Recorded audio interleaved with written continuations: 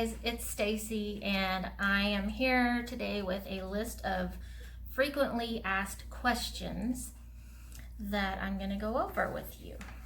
So, as you know, the name of my counseling practice is True Spirit Counseling, and my location is at 927 Farron Street in St. Joseph, Missouri. And I'm located inside the First Christian Church here in downtown St. Joe. I'm still having trouble talking with my braces. But anyway, I'm located here in First Christian Church, and the second floor of this church is a lot of businesses. So we've got a lot of different small businesses and organizations up here on the second floor.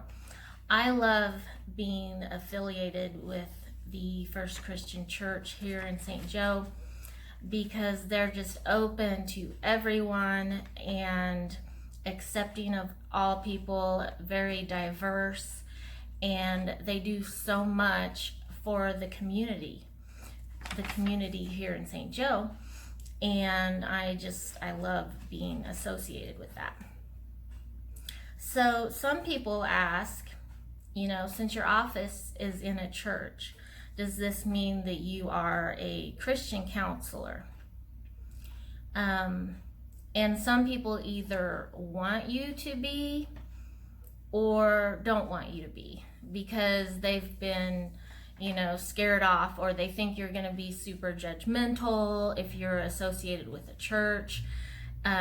People have just been so scared off by religion and stuff in the past. So the answer to that is I don't do Christian counseling. If you were going to do that, you would label yourself a Christian counselor. The thing is, when you go see a counselor, you really shouldn't know what their religion is. That shouldn't even enter the conversation. I am open and non-judgmental to all of my clients. And so religion, if it's important to you, it'll definitely play a role in our sessions.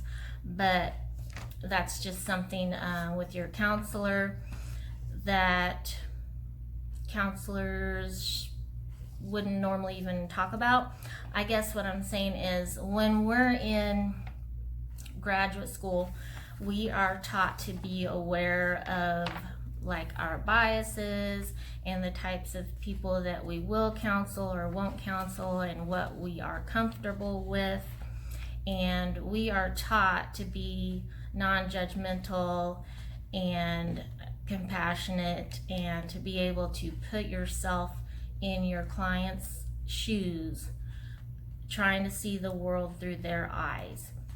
My biases, my personal beliefs shouldn't enter the equation. If it's something that I feel so strongly about that I know I can't work with a person who believes one way or another, then the ethical thing to do is refer that person to another counselor. So the short answer to that question is I'm not considered a Christian counselor just because I'm located in a church. I see all sorts of clients. I want my office to be a safe space for my clients, no matter what their beliefs are. A lot of people ask me, do you take insurance? And the answer to that is no. I used to take insurance, but this is not my full-time job, and it's really not worth messing with insurance anymore. The reimbursement rate for mental health is generally pretty low, and it's a lot of paperwork and a lot of hassle. So I just charge a pretty low flat fee per session, and it's the same for everybody. I don't do a sliding scale or anything like that, just a flat fee. Everybody pays the same thing, and I would bet you probably won't find another counselor that is quite as affordable as my flat fee is. So I've tried to make it affordable because I understand that it can be expensive. Are my appointments kept confidential? The answer to that is absolutely yes. As a counselor, I have to keep everything confidential. It is so important. I have a HIPAA agreement that I will have you sign at your first session. All of my notes are HIPAA compliant. Everything we do is HIPAA compliant, just like when you go to the doctor's office. Now, in counseling, the only limits to confidentiality, the only time I can break confidentiality, is if you are a harm to yourself or others. And, you know, in that case, if you're suicidal or homicidal, then I have to report it and I have to get you help. The other thing is, in cases of child abuse or neglect, then I am a mandated reporter. Those are the only limits to confidentiality. Now, if you do want information released to a certain person, I have a release of information that you can sign to go specifically to that person, like a doctor or a lawyer or a teacher or anybody that you want information released to. Another common question is, what is your specialty?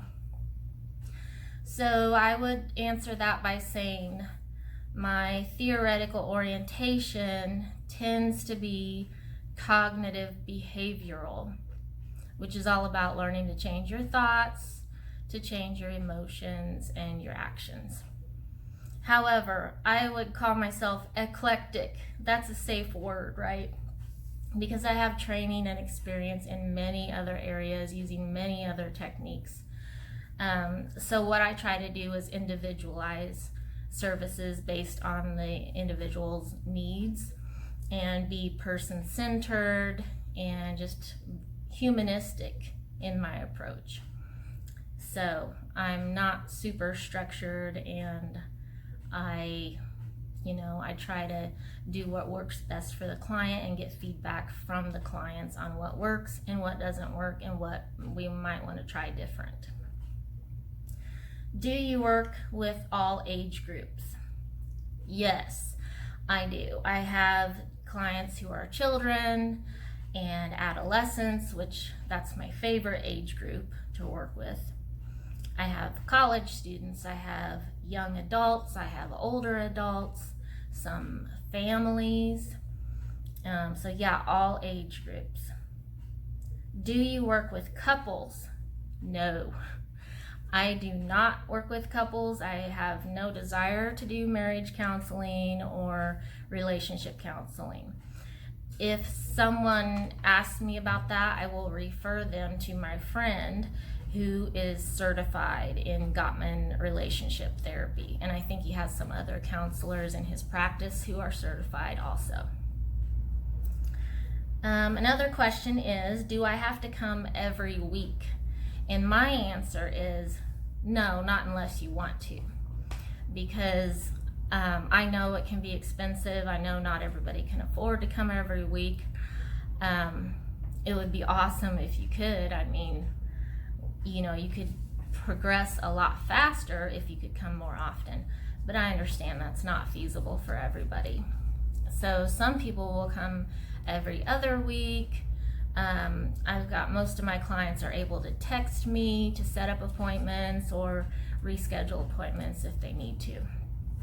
So I'm not super strict about that. Again, because this is not my full-time job and I don't have to be so strict about cancellations and scheduling and things like that.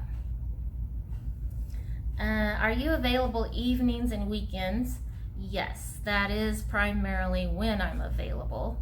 I have a full-time job during the day, so I usually see clients here in the evenings and on Saturdays, which is nice because I have a lot of people that drive in from out of town.